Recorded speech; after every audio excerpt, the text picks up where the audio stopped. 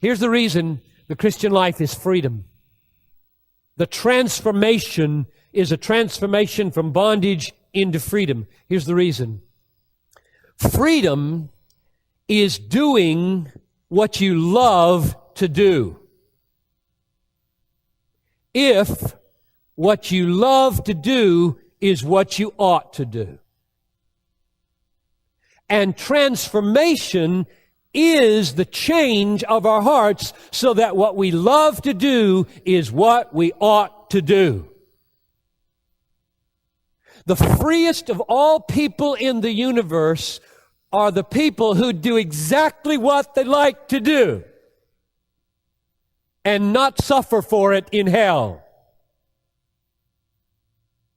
but rise with Jesus to ever-increasing joy. And that happens through a transformation so that what we love to do is what we ought to do. And we fall out of love with the sinful things that we ought not to do, but very much love to do when we're not yet transformed. And the Christian life is one long process of crucifying those old desires and experiencing by the power of the Holy Spirit the awakening of new passions, new desires, so that I can stand at the front of this church like I did a few minutes ago. You didn't hear me, those of you who are watching this Sunday morning, but I said there is no place on planet Earth I would rather be than standing here, loving this people, welcoming, preaching, which would not have been the case when I was 15.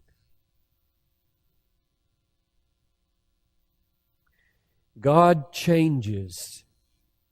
God transforms. So here we are at the phrase, the renewal of your mind. Because that is what he says is the key to the transformation. You're sitting there, I hope, by the Holy Spirit at work in this room saying, I don't feel very far along in that process of loving and delighting in what I ought to and hating and finding unpleasing what I ought not to do. You better say something practically helpful here because I need to know how to get changed, which is what this verse says we should do. Be transformed, and then it says something very weighty, worthy of a whole sermon, namely, by the renewing of your mind.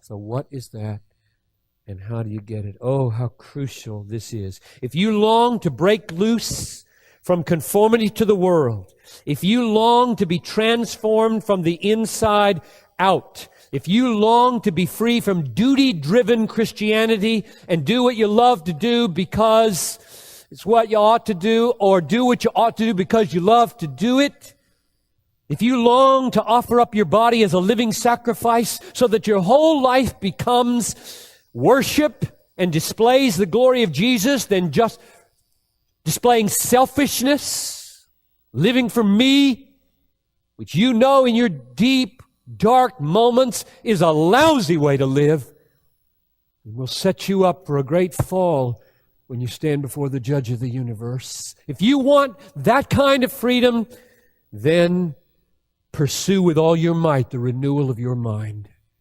Because Paul says that's where the transformation comes from.